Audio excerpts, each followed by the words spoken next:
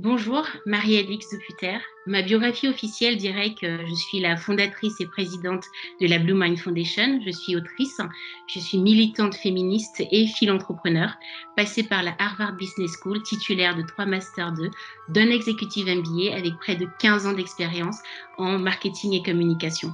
Je dirais simplement et beaucoup plus simplement que je suis une humaine féministe qui, en faisant entendre sa voix, espère inspirer d'autres à en faire de même. La volonté de s'engager pour déstigmatiser la santé mentale et de rendre accessible le soin pour toutes et pour tous en Afrique est née dans mon cœur il y a 9 ans, au moment de l'assassinat de mon époux Éric Deputer au Cameroun, alors que j'étais enceinte de 4 mois. Cet événement dramatique a fait entrer la psychiatrie par effraction dans ma vie et j'en ai une connaissance intime. Donc je suis moi-même passée par des épisodes de dépression assez sévères. L'anxiété, je connais. Les troubles post-traumatiques, je connais aussi.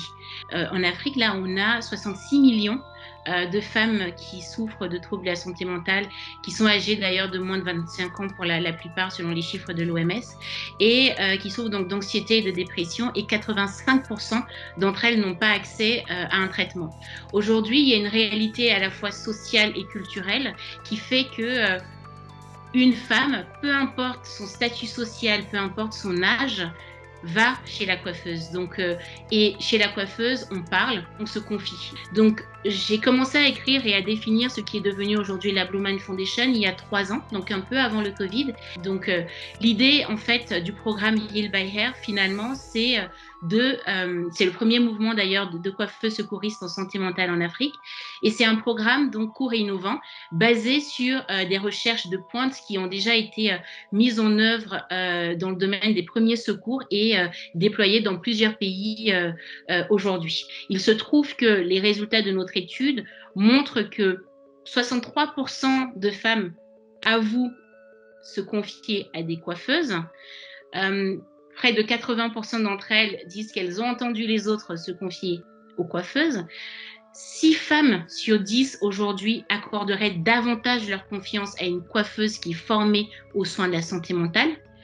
Et on a 91% de coiffeuses qui sont prêtes à être formées au premier secours en santé mentale. La formation Heal by Hair permettra donc aux coiffeuses de devenir le premier maillon de la chaîne de soins, et je précise pas des professionnels de santé. Ça signifie que grâce à ce programme, elles vont pouvoir être mieux outillées, elles sauront ce que c'est que les troubles de la santé mentale, ce que c'est que la dépression, ce que c'est que l'anxiété.